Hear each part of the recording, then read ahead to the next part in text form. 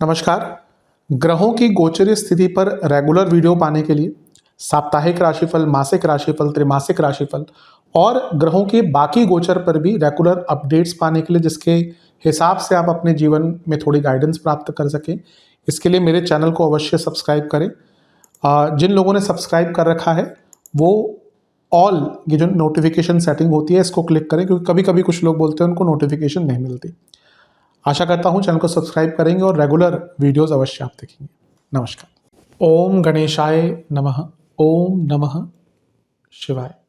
मैं निखिल ज्योतिष आचार्य आप सभी का मेरे चैनल पर पुनः स्वागत करता हूँ। आशा करता हूँ कि आप सभी स्वस्थ होंगे। महादेव की कृपा आप सभी पर सदैव बनी रहे। ये वीडियो मेष यानी कि एरीज के लिए अत्यंत विशेष वीडियो है, क्योंकि वीडियो है अप्रैल 2026 के मासिक राशिफल के बारे में, मंथली हॉरोस्कोप। कैसा रहेगा अप्रैल 2026 का महीना मेष के लिए, एक बहुत ही सामान्य आधार पर एक विश्लेषण मैं मासिक राशिफल में देता हूँ।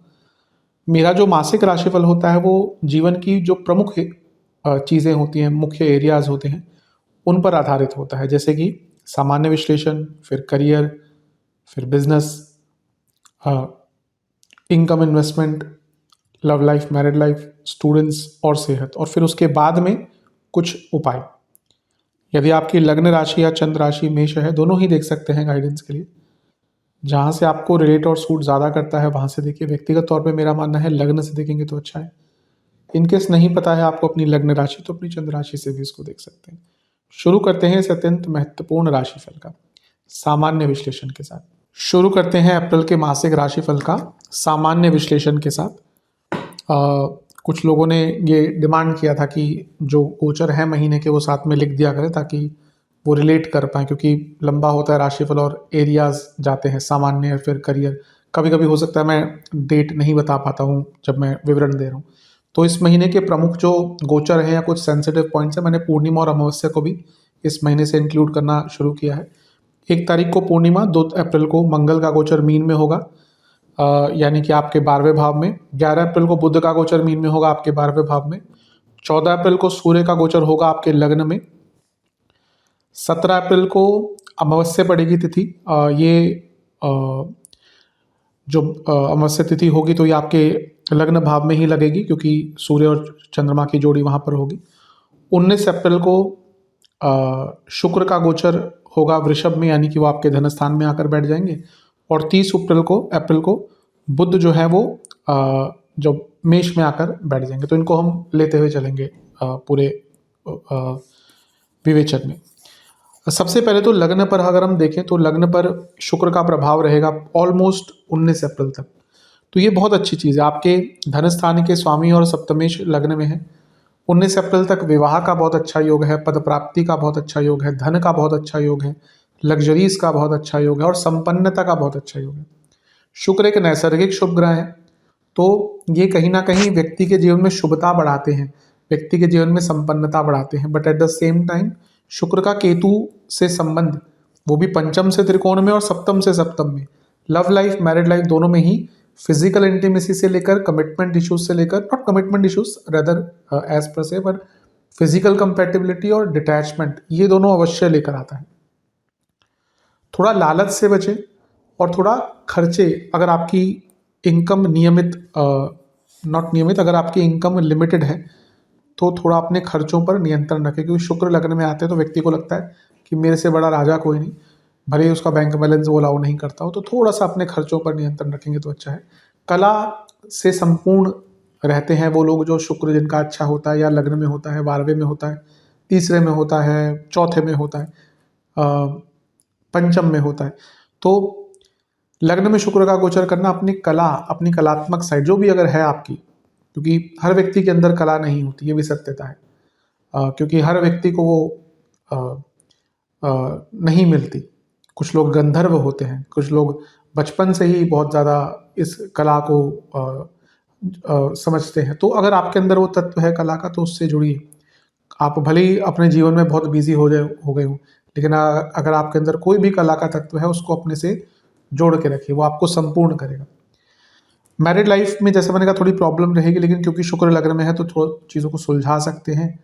और जिनका विवाह नहीं हो रहा था, या जो सेकंड, क्योंकि केतु का प्रभाव शुक्र पर सेकंड मैरिज के लिए बहुत अच्छा होता है, तो अगर आप सेकंड मैरिज की तरफ जाना चाहते हैं, जो भी है, मैं ये नहीं कह रहा अभी विवाह हो ही जाएगा, बट प्रोसेस होता है ना, उसके लिए टाइम बहुत अच्छा है। बिजनेस में अचानक से रिकॉग्निशन भी आपको मिल सकती है। करियर में भी कहें तो प्रमोशन का योग 19 तारीख तक बहुत अच्छा है। पहला जो सेंसिटिव चीज़ है इस महीने, वो पहली ही तारीख को होगा, वो है पूर्णिमा। छठे घर में आपके पूर्णिमा योग बनेगा, तो कार्य क्षेत्र में थोड़ा सा बिजी रहेंगे। व्यर्थ की चिंताएं महीने के शुरुआत से ही तंग कर देंगी, तो इसलिए जितना हो सके अपनी व्यर्थ की चिंताओं पर नियंत्रण रखेंगे उतना आपके लिए अच्छा रहेगा। ज़्यादा सोचिए ना, कर्मठ रहें, पर ज़्यादा सोचने का कोई फायदा नहीं। अगला गोचर 2 अप्रैल को मीन में होगा मंगल का, यानी कि मंगल आपके 12वें घर में चले जाएंगे। लग्नेश है, पहले तो विपरीत राजयोग बनाएंगे, तो विदेश के काम, लीगल काम, प्रॉपर्टी बेचना, सरकारी काम अटक रहा था, उन सब के लिए अच्छा है। अष्टम के स्वामी 12वें घर में, लेकिन लग्नेश होने के नाते जब वो 12वें घर में चले गए तो ये सेहत के लिए अच्छा नहीं होता। कोई मेडिकल रिक्वायरमेंट, कोई मेडिकल इन्वॉल्वमेंट आपके जीवन में हो सकती है, और खर्चे यहाँ से भी बढ़ते हुए दिख रहे हैं। मंगल क्योंकि छठे घर को देखेंगे और यहाँ से तीसरे घर को भी देखेंगे, ये कॉम्बिनेशन बहुत अच्छा होता है, तो दृढ़ता, संकल्प शक्ति बहुत अच्छी रहेगी। मंगल शनि और सूर्य की युति खर्चे ज़्यादा करवाएगी, लेकिन अगर आपका कोई लोन का काम, कोई पैसा अटका हुआ, या स्पेशली बिजनेस में, क्योंकि सप्तम से छठे में बिजनेस में कोई बड़ा महत्वपूर्ण बदलाव लाना चाहते थे, तो उनके लिए भी बहुत अच्छा है। हाँ, क्योंकि मंगल दशमेश के साथ बैठे हैं, तो जॉब चेंज का भी योग अच्छा बन जाता है। करियर वाले पे मैं आऊँगा उस पर। 11 अप्रैल को बुध भी आ जाएंगे मीन में। 12वें घर का इतना भरना बहुत अच्छा नहीं होता। ठीक है, विदेश से पैसा आ जाएगा, वो अलग बात है। गुप्त धन के लिए बुध 12वें घर में, या फिर अचानक से धन के लिए बुध 12वें घर में अच्छे होते हैं, लेकिन नीच के हैं, 12वें घर में है, मानसिक स्थिति, शारीरिक स्थिति अच्छी नहीं रहेगी। ये बुध के गोचर के बाद हेल्थ इश्यूज बहुत स्टार्ट हो जाएंगे, हेल्थ वाले सेक्शन में आऊँगा मैं। 14 अप्रैल को सूर्य का गोचर होगा और लग्न में आ जाएंगे, बहुत अच्छा है। एक तो त्रिकोण के स्वामी हैं, यानी कि पंचम भाव के स्वामी हैं जहाँ केतु बैठे हैं, उनका लग्न में आना ऑलरेडी राजयोग बनाता है, क्योंकि त्रिकोणेश लग्न में है। दूसरा, सूर्य उच्च के हो गए, और कोई ग्रह उच्च का होता है तो उसको स्थान बल प्राप्त हो जाता है, यानी कि लग्न बहुत बली हो गया। और अभी हमने बात करी थी शुक्र की, तो सप्तमेश और उच्च के सूर्य, ये प्रमोशन रिकॉग्निशन के लिए बहुत अच्छा है। सरकारी जॉब ढूंढ रहे हैं, कोई सरकारी काम अटक रहा था, बहुत अच्छा टाइम है। रिकॉग्निशन, प्रमोशन के लिए महीना जैसे जैसे आगे बढ़ रहा है अच्छा ही होता जा रहा है। 17 अप्रैल को अमावस्या लगेगी, और क्योंकि सूर्य लग्न में है और अमावस्या तब पड़ती है जब सूर्य चंद्रमा साथ में होते हैं, तो ये थोड़ा सा कष्टकारी है, क्योंकि पहले ही जो पूर्णिमा पड़ी थी छठे घर पर, उसका इम्पैक्ट भी मैंने कहा था व्यर्थ की चिंता है, तो वहाँ से व्यर्थ की चिंताएं कैरी फॉरवर्ड होंगी आगे बढ़ते बढ़ते। जब अमावस्या पड़ेगी ना, तो बहुत इमोशनल इम्बैलेंस हो सकता है, और क्योंकि यहाँ से सारे ग्रह सप्तम को देख रहे होंगे, तो मैरिड लाइफ पर और पब्लिक इमेज पर इसका प्रभाव पड़ सकता है। थोड़ा सा अपने विचारों को संतुलित और अपने तक रखेंगे ना 17 तारीख के आसपास, तो बहुत अच्छा है। घर में थोड़ा कलह कलेश हो सकता है, क्योंकि चतुर्थेश पर ग्रहण अमावस्या दोष लग रहा है। 19 अप्रैल को शुक्र का गोचर होगा, और शुक्र आपके धन स्थान में आके बैठ जाएंगे, बहुत अच्छा है। धनेश धन स्थान में है, धन स्थान बहुत बली हो गया। पैसों के रुके हुए कार्य, करियर में रुके हुए कार्य पूर्ण होंगे। घर में पैसा आएगा, लेकिन थोड़ा कार्य क्षेत्र में ऑफिस पॉलिटिक्स बढ़ सकती है। और 30 अप्रैल को अंततः बुध मेष में आ जाएंगे लग्न में, नीच की राशि से निकल गए, 12वें घर को छोड़ दिया। एक क्लैरिटी ऑफ थॉट्स महीने के एकदम अंत में आ जाएगा, और अपने मन पर जो कंट्रोल थोड़ा सा अमावस्या के कारण हट गया था, वो भी वापस आ जाएगा। तो थोड़ा उतार चढ़ाव भरा महीना है, ऑल इन ऑल बुरा महीना लेकिन इसको मैं नहीं कहूँगा। विशेष प्रेडिक्शन, ये महीना पर्सनल ग्रोथ पर ध्यान दीजिए। हम कभी कभी दूसरों के चक्कर में अपने आप को भूल जाते हैं, ये महीना अपने आप को याद करने का है। पर्सनल ग्रोथ, गाइडेंस मिलेगी। अगर कभी कभी ना हमें अनएक्सपेक्टेड गाइडेंस मिल जाती है, कभी कभी कोई व्यक्ति हमें नहीं भी जानता ना, वो हमें कुछ बोल देगा कि भाई ये क्या कर रहे हो, उस टाइम पे हमें समझ नहीं आएगा, लेकिन शायद 2 दिन बाद बोले कि उसने बहुत सही बात बोली थी। तो इस महीने ओपन अप रहिए। अगर कोई आपको कोई सलाह देता है तो सुनिए। हमें सब कुछ नहीं आता, हमें लगता है हमें सब कुछ आता है, नहीं। अडेप्टेबल रहिए, कम्युनिकेशन बहुत क्लियर रखिए, और कॉन्टिन्यूटी रखिए। अभी ऐसा लगता है कि आपके जीवन में कॉन्टिन्यूटी नहीं है, जो आपका एक बहुत मेजर कारण है to not achieve what you want to achieve. अपने माइंडसेट को क्लियर रखिए, मैनिफेस्ट कीजिए कि हाँ मुझे कुछ प्राप्त करना है, लेकिन वो बिना कॉन्टिन्यूटी के नहीं आएगा। आप मेष वाले वॉरियर होते हैं, कोई इसमें दो राय नहीं है, पर अपनी ऊर्जा को गलत जगह लगाना, परिस्थितियों के हिसाब, कभी कभी बहुत जिद्दी हो जाते हैं। अगर ये जिद्दीपने पे आ जाते हैं, इनको कोई हिला नहीं सकता वहाँ से। तो अभी यही दिख रहा है कि थोड़ी सी ना जिद आपके अंदर आ चुकी है। थोड़े अडेप्टेबल बनिए, परिस्थितियों को जानिए, अडेप्टेबल बनिए, थोड़ा डिवोशन रखिए ईश्वर के प्रति, शांत रखिए अपने मन को, और भाग्य का साथ मिलेगा इस महीने, इसमें कोई दो राय नहीं है।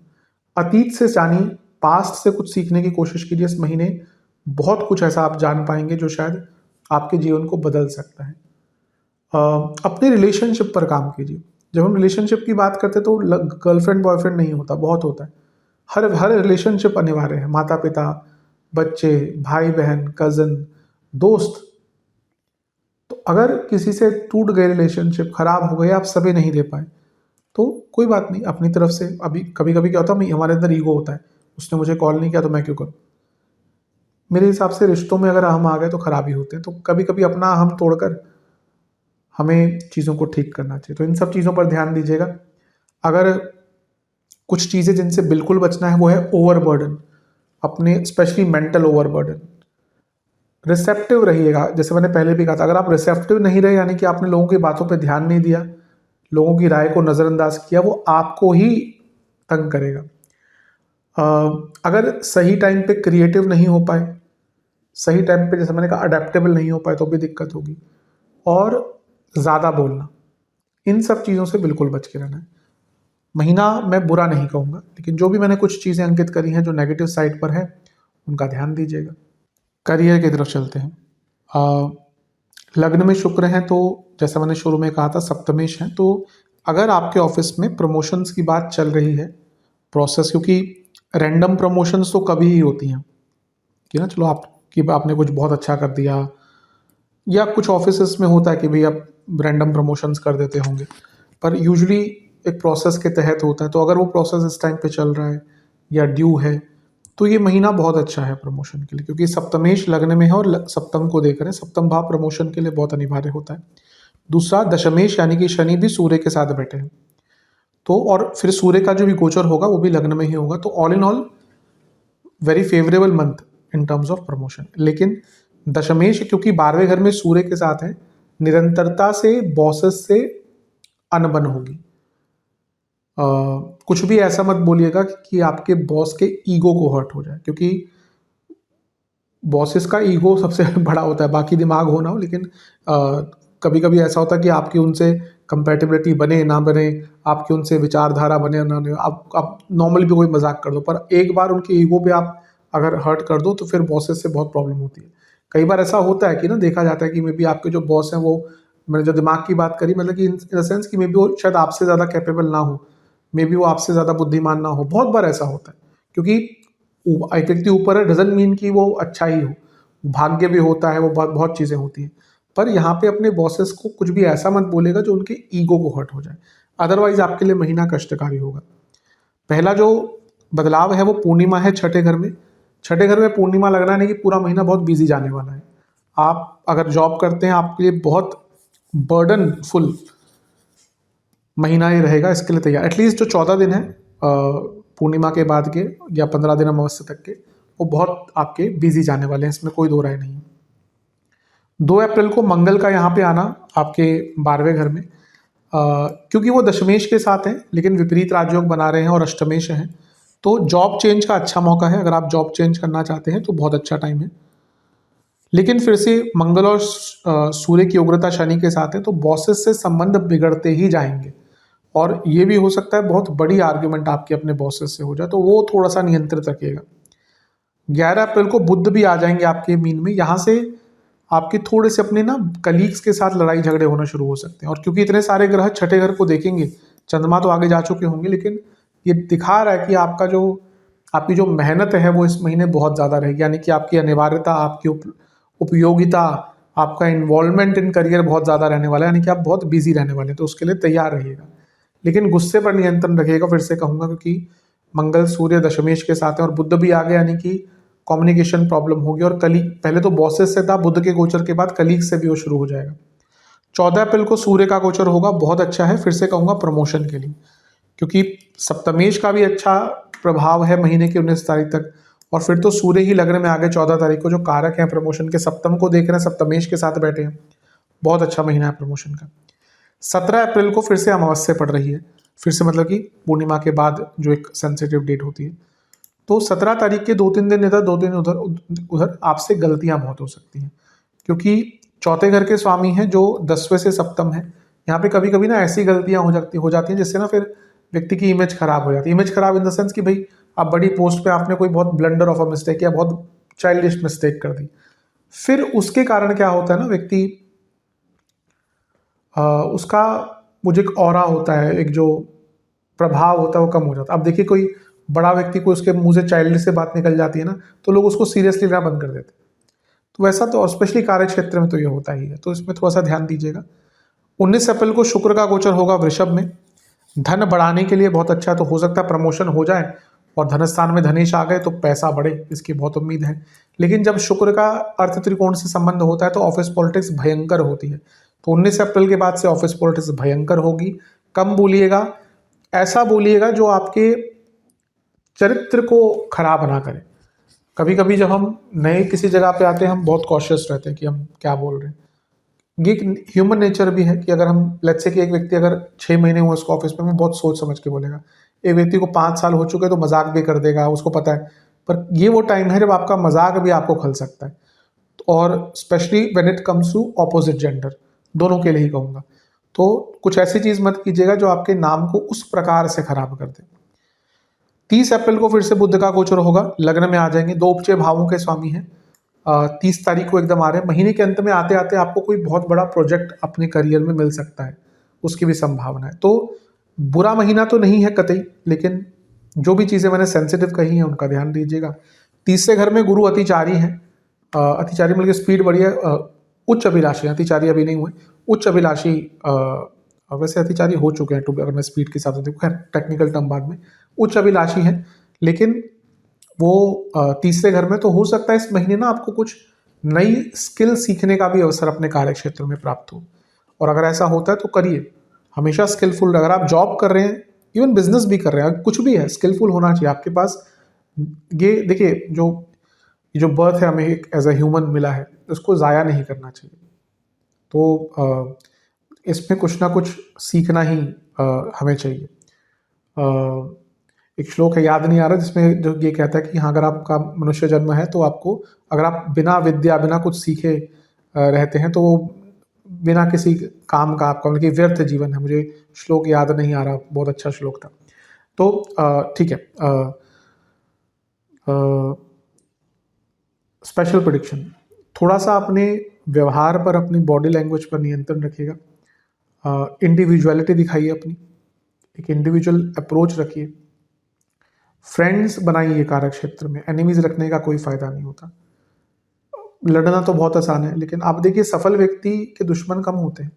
आप देखेंगे ना, आप किसी भी बड़े व्यक्ति को देखिए, वो आपको ऐसा फील करवाएगा जैसे आप उसके मित्र हैं।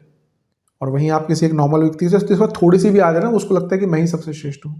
कहीं मैं किसी की कहीं पढ़ रहा था या देख रहा था शायद, तो उसमें बताया कि शाहरुख खान अगर किसी से मिलते हैं तो ऐसा उनको बिलीव कराते हैं कि वो उनके मित्र हैं, बल्कि एट हिज स्टैचर, कोई आवश्यकता नहीं है इस चीज़ की। तो इसलिए बड़े लोगों से ये चीज़ सीखनी चाहिए कि ना, कि अगर एक व्यक्ति इतना सक्सेसफुल है कि उसको कोई आवश्यकता नहीं है, लेकिन वो ऐसा बिहेव करवाता है या ऐसे बिलीव करवाता है कि आप उनके मित्र हैं। तो कार्य क्षेत्र में भी मैत्री बढ़ाइए, वो आपको ही हेल्प करेगी। कोई शत्रु बनाकर कोई कुछ नहीं आगे बढ़ सकता, वो आपके लिए टेंशन होगी, हमें लगता है उस टाइम पे हम ये कर लेंगे वो कर लेंगे। अगर मन में कुछ बदलाव का है कि भाई मुझे डिपार्टमेंट चेंज करना है, मुझे नए रोल्स चाहिए, तो उसको कन्वे कीजिए अपने बॉसेस को या जो भी पीपल इन अथॉरिटी है, मैनेजमेंट है। क्योंकि आपको लग रहा है मैनेजमेंट का अलग प्रोस्पेक्टिव हो सकता है, वो अपने हिसाब से करते हैं, एचआर वाले अपने हिसाब से काम करते हैं। तो अगर आपको लगता है कि भाई आपको कुछ चेंज चाहिए, आपको लगता है कि मुझे नई रिस्पॉन्सिबिलिटीज मिलनी चाहिए, तो उसको कन्वे कीजिए जाके इस महीने, उसके लिए अच्छा महीना है। अब फिर से कहूँगा, अपने सेंसेस पर, अपनी वाणी पर, अपनी बॉडी लैंग्वेज पर, स्पेशली मैं कहूँगा अपनी बॉडी लैंग्वेज, अपने जेस्चर्स पर इस महीने बहुत नियंत्रण रखिएगा। कार्य क्षेत्र में आप घर में कैसे भी बैठे हो, लेकिन कार्य क्षेत्र में आपके हर एक मूव को लोग जज करते हैं। दूर से बैठकर भी आप कॉफ़ी कैसे पीते हैं, आप क्या पहन के आए हैं, आप कैसे एक्सप्रेशन करें, लोग जज करते हैं, क्योंकि लोगों का काम है जज करना। कुछ तो लोग कहेंगे लोगों का काम है कहना। तो इस महीने अपने बॉडी लैंग्वेज पर बहुत ध्यान दीजिएगा। महीना फिर से कहूंगा बुरा कहीं नहीं दिख रहा, लेकिन जो भी मैंने चीज़ें, अच्छा ये महीना ऐसा है कि जहाँ पे ना ईगो में मत रहिएगा, लेकिन अगर आपने अपने ऊपर काम किया ना, जो आपकी इनसिक्योरिटीज हैं इन टर्म्स ऑफ करियर कि मैं ये नहीं कर सकता, वो नहीं कर सकता, उस पर आप काबू पा लेंगे इसमें। अच्छा महीना है, बुरा महीना, अगर ज़्यादा बॉसेस से प्रॉब्लम आ रही है कि चलो ज़्यादा दिक्कत आ रही है, तो हो सके तो किसी भी मंदिर में गेहूं के आटे का दान कर दीजिएगा। अगर ये दिक्कत आ रही है तो उसमें अवश्य आपको कमी दिखेगी। महीना ठीक है करियर के लिए। चलते हैं बिजनेस की तरफ। बिजनेस के लिए महीना ठीक ठाक है। सबसे पहले सप्तम भाव के जो स्वामी हैं वो लग्न में बैठे हैं, तो केंद्र का स्वामी लग्न में राजयोग, और यहाँ से वो सप्तम भाव को देख रहे हैं। पैसा तो आएगा। सप्तम पर गुरु की दृष्टि भी है और सप्तम पर राहु की दृष्टि भी है, तो ये एक्सपेंशन का टाइम है। बस एक दिक्कत है कि केतु जो है वो सप्तम से सप्तम यानी कि लग्न को देख रहे हैं और सप्तमेश शुक्र को भी देख रहे हैं। तो जहाँ काम बढ़ेगा, काम नया आएगा, केतु के कारण कुछ भी काम बहुत सरलता से नहीं बनेगा। मतलब कि हर काम में चीज़ें अटकना, कुछ ना कुछ बेफालतू की चीज़ें, बेफालतू के ऑब्स्टिकल्स, कुछ ऐसे सर्कमस्टांसेस जो आपके हाथ में ही नहीं है, उनके कारण काम अटका करेगा। तो इसलिए थोड़ा अपने आप को प्रिपेयर्ड रखिएगा। हमेशा प्लान ए के बाद प्लान बी, प्लान सी अपने पास रखिएगा। पहला जो बदलाव है, जैसे पूर्णिमा पड़ेगी 1 अप्रैल को, क्योंकि ये सप्तम से 12वां है, तो महीने के शुरुआत में ही ना कोई लॉस छोटा मोटा या कोई स्ट्रेस आ सकता है फालतू का कि भाई कोई काम अटक गया या कोई डील हाथ से चली गई या कुछ और चीज़ हो गई, थोड़ा स्ट्रेस दिख रहा है। कभी कभी इसमें ये भी होता है, पार्टनरशिप में भी थोड़ी सी बहस आदि हो सकती है। 2 अप्रैल को मंगल का गोचर होगा और वो आपके 12वें घर में चले जाएंगे। क्योंकि उनकी एक दृष्टि सप्तम पर होगी तो इम्पैक्ट बहुत डायरेक्ट होगा उनका बिजनेस पर। लग्नेश है और सप्तम से सप्तम के स्वामी है, यानी कि लग्न के स्वामी सप्तम से सप्तम के। तो जब मंगल 12वें घर से देख रहे हैं, तो अगर आपको कोई फंडिंग चाहिए, कोई लोन चाहिए, तो वो वहाँ पे प्राप्त हो सकती है। लेकिन मंगल शनि के साथ और सूर्य के साथ क्योंकि सप्तम से छठा भाव है, तो अगर आपका मशीनरी आदि पे बेस्ड बहुत काम है ना, और मैन पावर पे बेस्ड बहुत काम है, तो दोनों में ही दिक्कत आ सकती है। कोई मशीनरी, अब लेट्स से कि आपका प्लांट है और कोई बहुत इंपॉर्टेंट मशीनरी है, अगर वो ख़राब हो जाती है कुछ घंटों के लिए भी ना, और बड़ा प्लांट होता है, तो नुकसान बहुत ज़्यादा हो सकता है। तो ये मंगल के गोचर के बाद यानी कि शुरुआत में ही ऐसी चीज़ें आ सकती हैं। थोड़ा पार्टनर्स के साथ इस महीने बना कर रखेगा अगर पार्टनरशिप वाला बिजनेस है तो। 11 अप्रैल 2026 को मीन में बुध आ जाएंगे। कारक है बौद्धिक व्यापारी बुद्धि के कारक है। जब बुध नीच के होकर इतने सारे ग्रहों के साथ 12वें घर में बैठेंगे ना, तो आपको बहुत अच्छे आइडियाज़ आएंगे बिजनेस के लिए, जो थोड़े अनकन्वेंशनल हो सकते हैं। नीच का बुध नॉर्मल आइडियाज़ नहीं, अनकन्वेंशनल आइडियाज़। तो ये एक अच्छी चीज़ है आपके लिए। फिर से कहूँगा, लोन वगैरह अगर कोई चाहिए तो इस महीने आपको मिल सकता है अच्छे रेट पर। जो भी बिजनेस करता है वो हमेशा देखता है कि भाई कोई कुछ पॉइंट, कुछ 1% का थोड़ा सा कम लोन मिल जाए, क्योंकि लंबे लोन्स होते हैं तो वो 1% ही बहुत बड़ा मैटर कर जाता है। 14 अप्रैल को सूर्य लग्न में आएंगे और उच्च के होकर जब सप्तम को देखेंगे, तो क्योंकि सप्तम से लाभ के स्वामी है, लग्न से त्रिकोण के स्वामी है, दोनों ही धन की स्थिति दिखाता है। तो ऐसा लगता है इस टाइम के आसपास कोई बहुत बड़ा कॉन्ट्रैक्ट, कोई बहुत बड़ा काम आपको मिल सकता है। 17 अप्रैल को अमावस्या पड़ रही है, लग्न में चंद्रमा होंगे। यहाँ पे थोड़ा सचेत रहेगा क्योंकि गलती हो सकती है, बिजनेस का नाम खराब हो सकता है। 19 अप्रैल को शुक्र का गोचर होगा और वो धन स्थान में जाएंगे, जो बहुत श्रेष्ठ है, क्योंकि धन भाव में शुक्र का जाना कहीं ना कहीं इंडिकेट करता है कि, और वो सप्तमेश भी है, कि मनी का जो फ्लो है वो बढ़ता जाएगा उसके बाद से। और करीबन 1 महीने के लिए शुक्र यहाँ पे बैठते हैं, मई में, I think middle of May तक यहीं पे रहेंगे। और 30 अप्रैल को बुध ही लग्न में आ जाएंगे। कोई सरकारी काम अटका हुआ था, कोई डॉक्यूमेंट का काम अटका हुआ था, कोई जीएसटी आदि का काम अटका हुआ था, वो महीने के अंत में पूर्ण हो सकता है। तो ये समय जो है ये आपका काफ़ी श्रेष्ठ दिख रहा है महीने का अंत का। और ओवरऑल महीना ही ठीक ही है। जो कुछ चीज़ें मैंने कही हैं, स्पेशली पार्टनर्स वाली, मैन पावर आदि वाली, उस पर थोड़ा सा उस टाइम पे ध्यान दीजिएगा। स्पेशल प्रेडिक्शंस, थोड़े रेजिलिएंट रहिए। अभी लगता है कि आपको आपके मन में एक सोच आती है, प्लानिंग भी करते हैं, लेकिन उसको इम्प्लीमेंट करने से डर जाते हैं।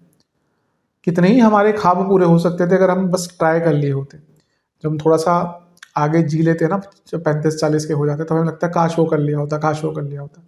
वैसे इस टाइम बिजनेस में आपका दिख रहा है कि आप भी सोच रहे हैं काश स्टार्ट कर लिया हो। तो अगर है ऐसा कुछ, करिए स्टार्ट।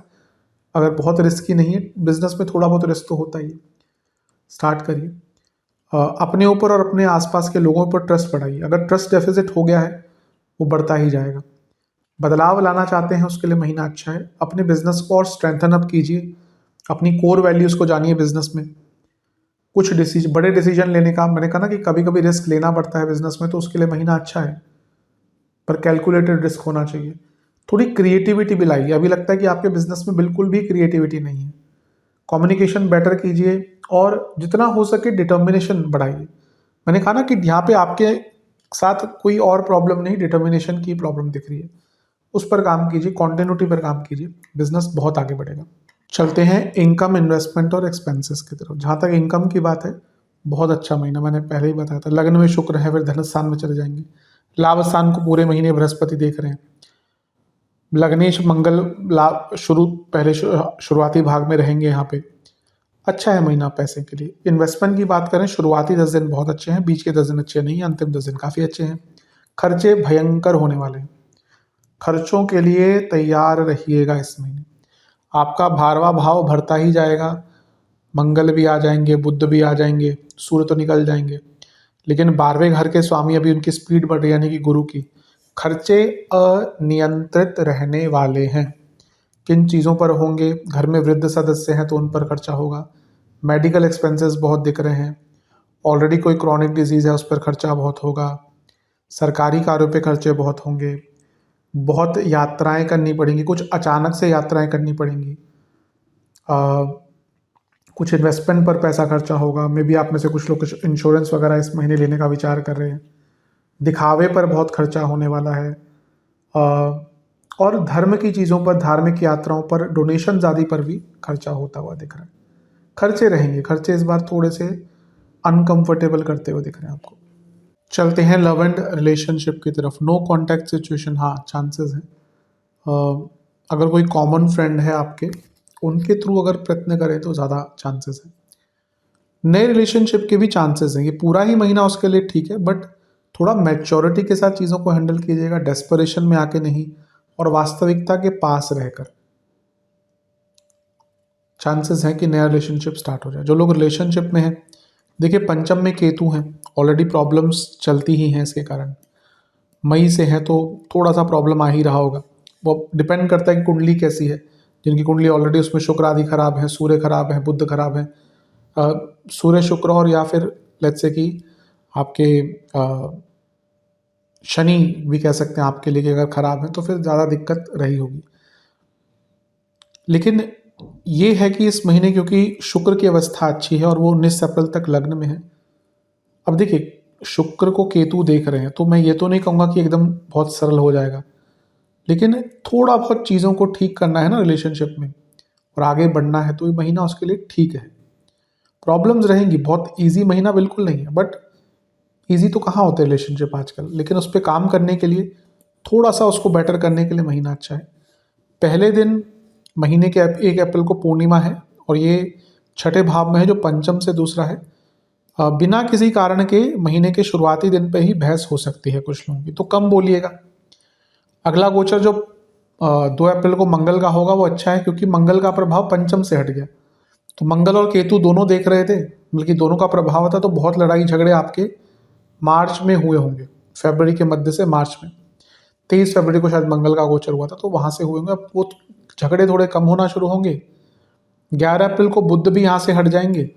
ये थोड़ा ओवर कम्युनिकेशन जो हो रहा था, या फालतू का कम्युनिकेशन हो रहा था, या मिस कम्युनिकेशन हो रहा था, उसको दूर करेगा। 14 अप्रैल को सूर्य का गोचर हो जाएगा। पंचमेश है और लग्न में आकर उच्च के होगा और शुक्र के साथ बैठ गए। 14 अप्रैल आपके लिए बहुत अच्छी डेट है, क्योंकि इसके आसपास अगर कोई सुलह करनी है, भाई बातचीत बंद थी, झगड़ा हो गया था, और आपको अपने पॉइंट ऑफ व्यू को समझाना है, तो ये टाइम बहुत अच्छा है। लेकिन ये 14 अप्रैल से 15-16 तक की ट्राई कीजिएगा, क्योंकि 17 अप्रैल को अमावस्या पड़ जाएगी और लग्न में ही होगा, तो फिर मिसकम्युनिकेशन हो सकती है। तो अगर आपको कुछ बात क्लियर करनी है अपने पार्टनर से तो 14 अप्रैल को ही करें, 14-15, उससे ज़्यादा आगे मत लेके जाइए, 16 भी नहीं, क्योंकि तिथि बदलने वाली होगी। 19 अप्रैल को शुक्र का गोचर होगा और वो वृषभ में आ जाएंगे। सप्तमेश हैं तो पंचम से केंद्र में और सप्तमेश अपने से अष्टम में आ गए। इसका इम्पैक्ट ये है कि अगर आप अपने रिलेशनशिप में उस स्टेज में है जहाँ पे आप विवाह की तरफ बढ़ सकते हैं तो उसके लिए आप आगे जा सकते हैं। और 30 अप्रैल को बुध मेष में आ जाएंगे, यानी कि आपके लग्न भाव में, तो ये भी आपके कम्युनिकेशन को थोड़ा बेटर करेगा। तो कह सकते हैं कि थोड़ा थोड़ा जैसे आगे बढ़ रहा है महीना वैसे वैसे रिलेशनशिप भी बेटर होता हुआ जा रहा है। विशेष प्रेडिक्शन, कन्फेशन, अगर कुछ है मन में आपके, में भी आपने कुछ छुपाया हुआ है, में भी आपने कुछ नहीं बताया पहले,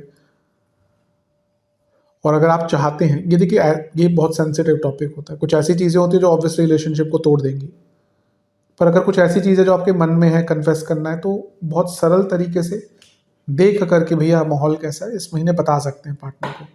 टाइम दीजिए एक दूसरे को, मेमोरीज बनाइए। रिलेशनशिप आगे बढ़ता है, विवाह होता है, नहीं होता, जो भी है, टूटता है, बात कुछ मेमोरीज ही याद रह जाती है ना। तो थोड़ा सा मेमोरीज बनाइए, एक एक एक फैसिनेशन रखिए, एक जो सेंस ऑफ क्या बोलते हैं उसको, कि क्रिएटिविटी, या फिर एक एक जो होता है ना कि इनोसेंस जो होता है रिलेशनशिप में, शुरुआती भाग में ही होता है, वैसे फिर तो ख़त्म हो जाता है अधिकतम, वो वापस लाने की कोशिश कीजिए। अपने इमोशनल बैगेज का ना आप एक नेगेटिव इम्पैक्ट अपने रिलेशनशिप पे डाल रहे हैं। जरूरी नहीं कि आपके साथ जो पहले हुआ या आपका जो एक इमोशनल बैगेज है, कोई प्रॉब्लम है, उसके कारण आप इस रिलेशनशिप को खराब करें या अपने पार्टनर को दोषी माने। कई लोग ऐसा करते हैं और ऐसा लग रहा है आपके साथ, बहुत एक्सपेक्टेशन आपने करी हुई है रिसेंटली, वो भी तंग करेगी। बोलने से पहले थोड़ा सोचेगा, और अगर आपको लगता है कि भाई कुछ आप ही गलती है, भले अधूरी हो, कम हो, तो सॉरी बोल दीजिएगा अपने पार्टनर को। इस महीने अगर आपका रिलेशनशिप एक रियल रिलेशनशिप है, मतलब कि जैसे आजकल क्या कहते हैं बच्चे, कि कैजुअल है या फिर एक रियल रिलेशनशिप है, तो अगर कैजुअल वाला नहीं है, एक रियल है कि भाई चलो, तो उसमें ना मनी मैटर्स भी बहुत इंपॉर्टेंट है। तो अगर आप ऐसे परिवारों से आते हैं, आप ऐसे हैं कि जहाँ पे आप मिडिल क्लास हैं या अपर मिडिल क्लास हैं, या जहाँ पे लिमिटेड मनी है, तो अगर आप चाहते हैं आगे बढ़े ना, तो एक दूसरे को मॉनेटरी लेवल पर भी समझना शुरू कीजिए। ये मैं हर कपल को कहता हूँ जो सच में आगे बढ़ना चाहते हैं एक दूसरे के साथ, और आपकी लिमिटेड आय है, मॉनेटरी प्लानिंग और एक दूसरे को मॉनेटरी लेवल पर समझना शुरू कर दीजिए। ये वास्तविकता है, पैसा बहुत बड़ा खेल खेलता है आफ्टर मैरिज। तो अगर वो पहले से ही दिक्कतें हैं तो आगे चलकर दिक्कत बढ़ेगी। तो इन सब चीज़ों पर ध्यान दीजिए। कह सकते हैं कि थोड़ा हील हो सकता है रिलेशनशिप, मतलब कि थोड़ा ठीक हो सकता है रिलेशनशिप इस महीने। चलते हैं वैवाहिक जीवन की तरफ। वैवाहिक जीवन की जहाँ तक बात है तो पहली ही तारीख को पूर्णिमा है, सप्तम से 12वें में, बिना किसी कारण के बहस, बिना किसी कारण के इमोशनल ब्रेकडाउन और इमोशनल कॉन्फ्लिक्ट्स हो सकते हैं। थोड़ा इमोशंस पर नियंत्रण रखिएगा। पहला जो अच्छा, शुक्र लग्न में है तो ये एक अच्छी चीज़ है, बहुत अच्छी नहीं है क्योंकि शुक्र पर केतु का प्रभाव है, लेकिन फिर भी अपने बीच में आई दूरियों को, वो किसी भी प्रकार की हो, उनको दूर करने का प्रयत्न करेंगे तो थोड़ा सा तो रिलीफ मिलेगा इस महीने। पहला जो गोचर है महीने का मंगल का है और वो 12वें घर में आ जाएंगे, मीन में, और यहाँ पे वो मंगल दोष उन्होंने बनाया, स्टार्ट कर दिया। और जैसे मैं हर बार कहता हूँ, जब मंगल दोष 12वें घर में स्टार्ट होता है तो करीबन फिर अगले 120 दिन के लिए रहता है, क्योंकि करीबन 40-45 दिन यहाँ पर, 40-45 यहाँ पर, और 40-45 यहाँ पर। तो यहाँ से एक स्टार्ट होता है जहाँ पे लड़ाई झगड़े बहुत होना शुरू हो जाते हैं। तो लड़ाई झगड़ों पर नियंत्रण रखिए। शुरुआती भाग में वो सूर्य के साथ भी होंगे, शनि के साथ भी होंगे, और सप्तम से छठे में होंगे। ये भी हो सकता है शुरुआत में ही आपके पति या पत्नी की तबीयत बिगड़ जाए और भयंकर झगड़े स्टार्ट हो जाएंगे। तो हमने शुक्र की बात करी, इसलिए थोड़ा संयम बनाकर रखेंगे, थोड़ा प्यार से बोलिए। आपको गुस्सा आ रहा है, आपको लग रहा है कि भी आपके पार्टनर उल्टी सीधी बातें बोल रहे हैं, आप थोड़ा सा प्यार से बोल दीजिए। दोनों में से किसी ना किसी एक को तो थोड़ा सा करना ही पड़ता है ना, और तो लड़ाई झगड़े होंगे ही। यही तो सोल्यूशन है। सबसे पहले तो यही उपाय होते हैं, फिर बाद में आप उपाय करिए। पहले तो अपने अपने ज्योतिष के हिसाब से जो ग्रहों की स्थिति है उसके अनुरूप अपने आप को ढालिए, वही सबसे बड़ा उपाय होता है। फिर बाद में जो उपाय होते हैं उनकी तरफ बढ़िए। 11 अप्रैल को बुध मीन में आ जाएंगे और ये भी ठीक ठाक है, लेकिन बहस बहुत होगी, क्योंकि यहाँ से मंगल सप्तम को देख रहे हैं और ये मंगल इन सारे ग्रहों के प्रभाव में और बुध नीच के हो गए, फालतू की बहस होना शुरू हो जाएगी। 14 अप्रैल को सूर्य लग्न में आ जाएंगे। बाकी कुछ एरियाज में अच्छा प्रभाव दे रहे थे, मैरिड लाइफ में नहीं देते सूर्य अच्छा प्रभाव। शुक्र के साथ भी बैठे हैं तो ईगो क्लैशेस, दूरियां, अलगाव, गुस्सा। 17 अप्रैल को अमावस्या पड़ेगी और वो लग्न में ही पड़ेगी और वहाँ पे शुक्र भी होंगे, तो ये फिर से ना एक बहुत मिसकम्युनिकेशन 17 अप्रैल के आसपास। और ये 17 अप्रैल तो ऐसी तारीख होगी जहाँ पर आपका कुछ टाइम के लिए मन करेगा छोड़ ही दो अपने पार्टनर को, तो वो मोमेंटरी होता है, उस पर ज़्यादा ध्यान नहीं देना। 19 अप्रैल को शुक्र का गोचर होगा, ये अच्छा है क्योंकि एक तो वो अपनी राशि में आ गए, सप्तम से अष्टम में एक शुभ ग्रह आ गया, यानी कि थोड़ी सी स्टेबिलिटी आएगी। और 30 अप्रैल को बुध का गोचर लगने में ये थोड़ा कम्युनिकेशन को बेटर करके जाएगा। तो कह सकते हैं कि महीना उतार चढ़ाव भरा तो है। विशेष प्रेडिक्शन, अगर कोई गलती हुई है आपके पार्टनर से और वो माफ़ी मांगते हैं तो माफ़ करके आगे बढ़िए। कॉन्फ्लिक्ट्स होंगे लेकिन उनको सुलझाइए, पेशेंस रखिए, मन में कोई बात है उसको कहिए। कभी कभी ना हमारे अंदर एक तूफान आ रहा होता है, हमारे खुद के इनसिक्योरिटीज़ होते हैं और हम उनको छुपाने के लिए अपने रिलेशंस को ख़राब करते हैं, जैसा अभी आपके साथ दिख रहा है। स्टेबिलिटी पर काम कीजिए, एक दूसरे के आप सोलमेट हैं, कहते हैं ना कि 7 जन्मों का वो है बंधन। वैसे अधिकतम लोग तो ये कहते हैं कि भैया यही जन्म कट जाए वही काफ़ी, अगला जन्म नहीं मिले इसके साथ, जो भी उनके लाइफ पार्टनर, अधिकतम लोगों का यही मानना होता है। पर 7 जन्मों का है नहीं है ये तो नहीं कह सकते, पर प्रारब्ध तो है। आप जिसके साथ विवाह के बंधन में बंधे हैं, बहुत बड़ा प्रारब्ध है। अब वो आपका प्रारब्ध अच्छा था तो अच्छे लाइफ पार्टनर मिले, नहीं तो कुछ ना कुछ बंधन तो होता है, कुछ ना कुछ ऋणाणु बंधन तो होता है पिछले जन्मों का। 7 जन्मों का है मैं नहीं कह सकता, लेकिन कुछ ना कुछ तो होता है। तो अच्छा, अटेंशन दीजिए अपने पार्टनर को और उनको ना नेग्लेक्ट फील मत कराइए। कभी कभी क्या होता है, डेलिबरेटली या नॉन डेलिबरेटली, डेलिबरेटली तो और भी बुरा है, कि हम अपने पार्टनर को नेग्लेक्ट करते हैं, उनको अबेंडन कर देते हैं। वैसा इस महीने मत कीजिएगा, क्योंकि उसका फिर एक बहुत मानसिक प्रभाव उनके ऊपर पड़ेगा। थोड़ा पैशन लाइए और एफर्ट डालिए। अगर आप यकीन मानिए, अगर आप इस महीने, ठीक है लड़ाई झगड़े होंगे, लेकिन आप थोड़े से एफर्ट लेते हैं ना, आप देखेंगे आपके पार्टनर की तरफ से वो रेसिप्रोकेट होगा। तो देखा जाए तो थोड़ा उतार चढ़ाव है, लेकिन वर्केबल है महीना। चलते हैं स्टूडेंट्स की तरफ। जहाँ तक स्टूडेंट्स की बात है, वैसे महीना ठीक ही है। एग्जाम्स की बात करें, शुरुआती 10 दिन अच्छे हैं, लेकिन ध्यान नहीं लगेगा थोड़ा। बीच के 10 दिन में मेंटली एग्जॉस्शन बहुत दिख रहा है, तो उस पर ध्यान दीजिएगा। और अंतिम जो 10 दिन है, यहाँ पे भी फोकस, इस महीने फोकस की दिक्कत दिख रही है। और I think maybe it's more related to emotional life. कुछ भी आपके इमोशनल लाइफ में, पर्सनल लाइफ में चल रहा है ना, उसका प्रभाव होता हुआ दिख रहा है। तो वो एग्जाम्स पे भी बहुत दिख रहा है। तो देखिए, ऑब्वियसली अगर कुछ हमारे जीवन में चल रहा होता है ऐसा, उसका इम्पैक्ट होता है। लेकिन एज अ स्टूडेंट थोड़ा कोशिश कीजिए कि, क्योंकि ये बार बार टाइम नहीं आता, तो अगर ऐसा कुछ है तो उसको दरकिनार कर कर थोड़ा फोकस बनाइए। वैसे देखा जाए महीना ठीक है स्टूडेंट्स के लिए। पंचम में केतु हैं, थोड़े ऑब्स्ट्रक्शंस क्रिएट करते हैं, लेकिन रिसर्च आदि के लिए बहुत अच्छे हैं। पहला पूर्णिमा लगेगी 1 तारीख को ही, तो वहीं से थोड़ा सा फोकस हटना शुरू होगा, क्योंकि छठे घर में पूर्णिमा है। थोड़ा फोकस, पूर्णिमा जो योग बनेगा छठे घर में, पूर्णिमा है मतलब कि जब चंद्रमा छठे घर में होंगे, क्योंकि पूर्णिमा अमावस्या चंद्रमा पर आधारित होती है। तो जब अमावस्या होते हैं तो साथ में सूर्य के वो होते हैं। तो सेंसिटिव महीना शुरुआत से ही है। पहला गोचर मंगल का है, तो ये थोड़ा सा बल देगा, क्योंकि वो छठे घर को देखते हैं तो बल मिलता है। 2 तारीख को होगा। 11 अप्रैल को बुध का गोचर, हाँ यहाँ से, क्योंकि वो एक तो इतने सारे ग्रहों के साथ और नीच के हो गए, तो यहाँ से जो आपका फोकस है ना, खराब होना शुरू होगा। 14 अप्रैल को सूर्य का गोचर बहुत अच्छा है, आपके लग्न में उच्च के हो गए। कोई सरकारी एग्जाम है, कंपटीशन है, कॉम्पिटिटिव एग्जाम है, बहुत अच्छा टाइम है। लेकिन 17 तारीख को जो फिर से अमावस्या पड़ेगी, ये अंकित करती है कि आपका फोकस दोबारा जाएगा 17 तारीख के आसपास। ऑन फोकस के साथ साथ कॉन्फिडेंस भी थोड़ा सा हिलेगा यहाँ पर।